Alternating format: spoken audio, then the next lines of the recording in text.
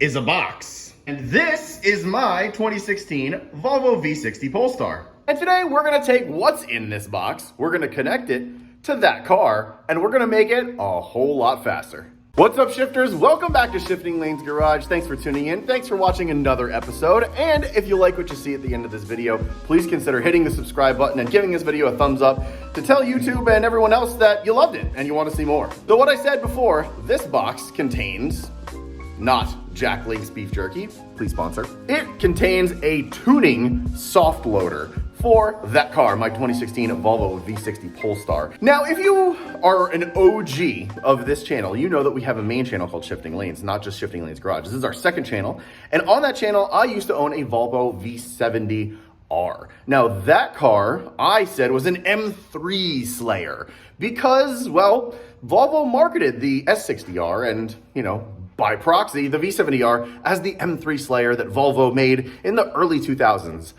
But they really weren't, because they were not really up to M3 snuff. And the M3 at the time was the E46 M3, one of the greatest M3s ever made. So over the years, Volvo has made other hot models of their cars, this being one of them. And today, what's in this box will finally give me a car that is faster in a straight line than an E46 M3. The best time that I could find for an E46 M3 on the interwebs was a 13.1 second quarter mile, which was done by Car and Driver. Now that's on a stock E46 M3. We're gonna make sure that this car is faster than an E46 M3 because I can finally say that I have a Volvo that could be an M3 slayer. So that's the whole point. And this is gonna be a 3-part series. Today I'm gonna unbox, I'm gonna connect, I'm gonna tune, I'm gonna take it for a drive. So stick around for all of that.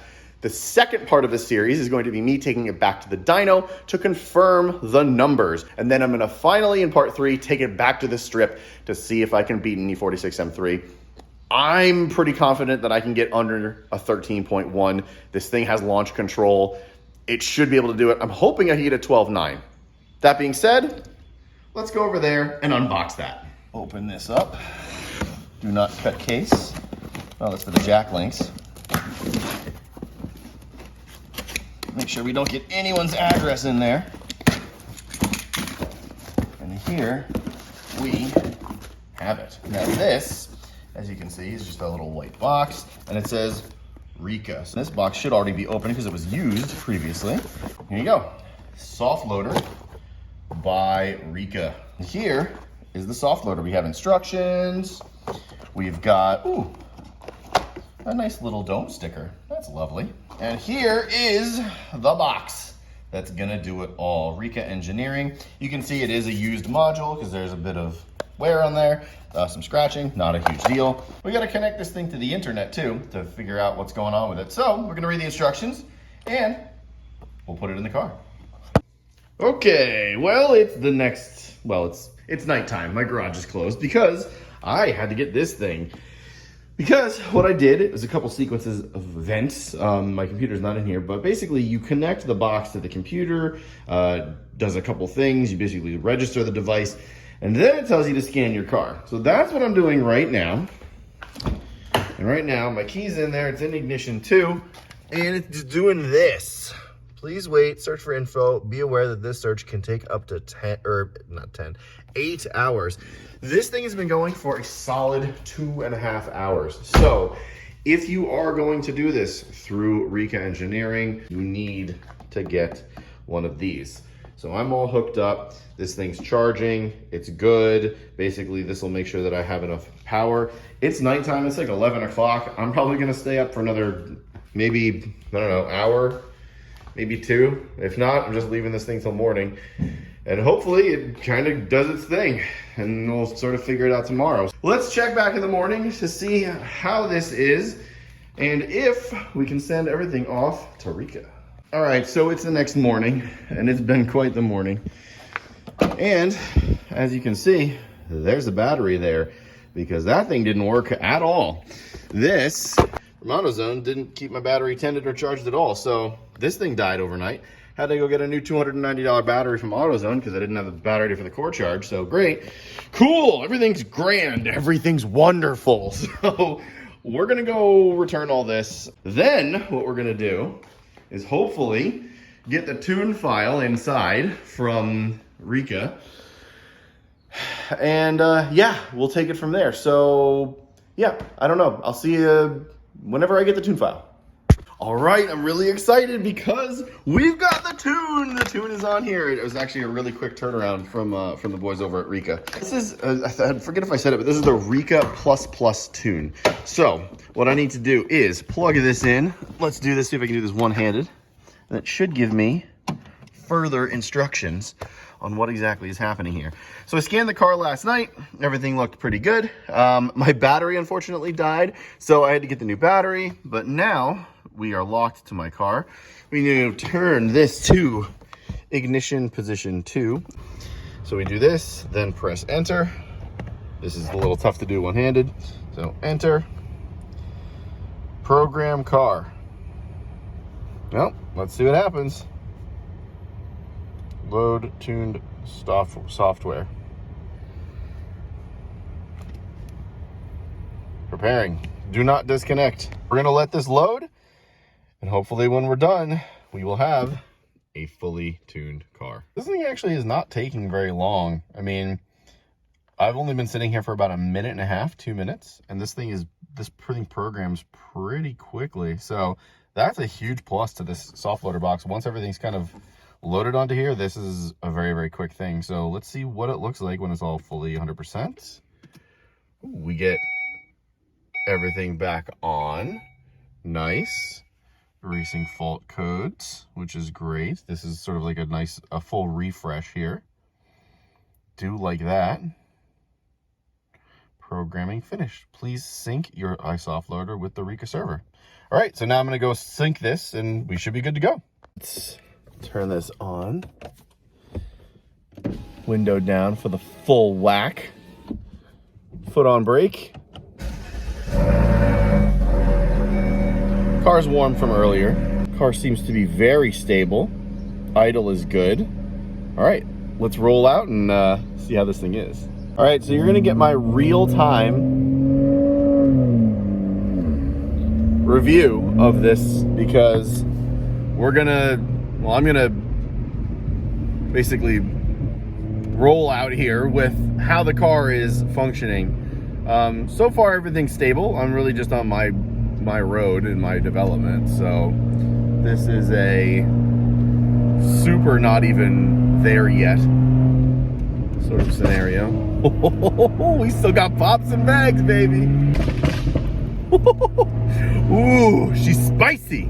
The car is definitely not fully warmed yet. So I'm gonna give it about half beans on going onto this main road. I'm just going down the road very quickly. Here we go.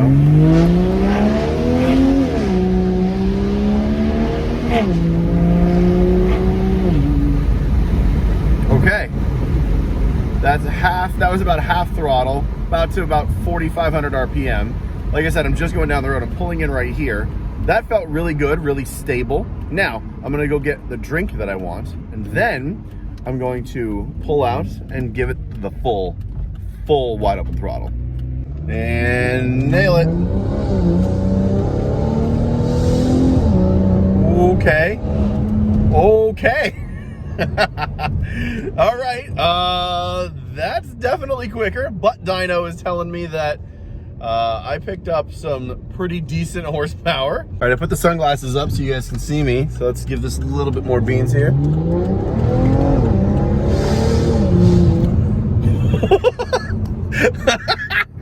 Holy crap. Okay, I still haven't even put my foot to the floor.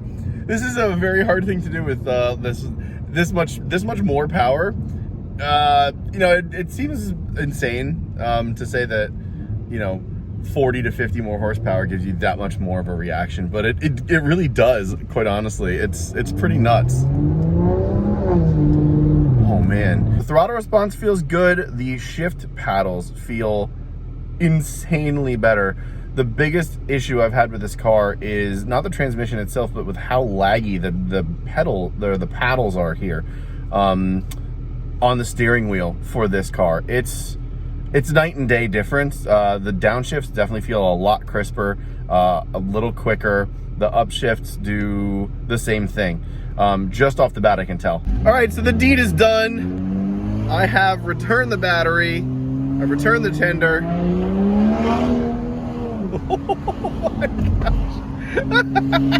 The noise! The noise!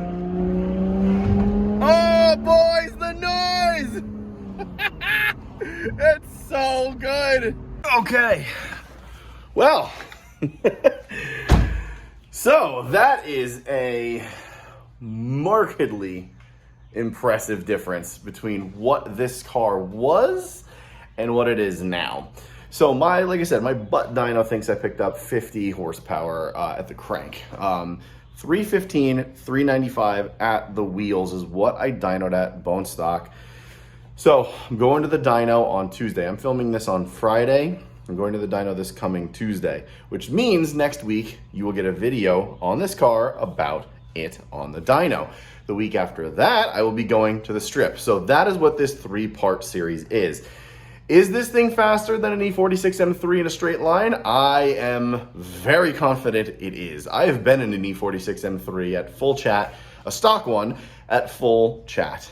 Wide open throttle, foot to the floor, and this feels a whole hell of a lot faster. I am very excited to see what kind of numbers it puts up on the dyno and what kind of numbers it puts up in the quarter mile. So far, I'm really happy with the tune. It is extremely good.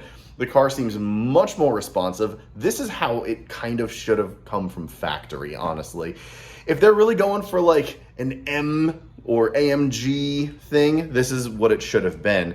Still a great car stock, but this is now OEM sort of plus. That's exactly how I love my cars to be without going completely bananas on things like Chad's Mustang, which you can see here or here. Wherever the card is, go check out Chad's Mustang build because it's ridiculous, and he now has 700 horsepower at the wheels, and it cost him basically this car on top of what he paid for his Mustang to get that power for his car.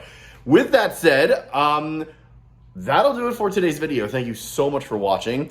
If you want, and if you liked this and want to see part 2 and 3, hit the subscribe button. And if you're already coming back for these videos, just hit the subscribe button anyway. It's free and you're already coming back anyway, so why not? If you want to follow us anywhere on social media, it is at Shifting Lanes. You can follow me at Real Gregson M anywhere else, Instagram, Threads, Facebook, whatever. You can find me there. And if you want to follow us on TikTok, we're also there as well. We also live stream on this channel, our Facebook channel, and on Twitch every single Monday at 8:15 p.m. Eastern time. So if you want to chat with us in real time, you can do that too. Thanks for watching. I will catch you next week when we give you the dyno results. Cheers, guys. See you then. Bye.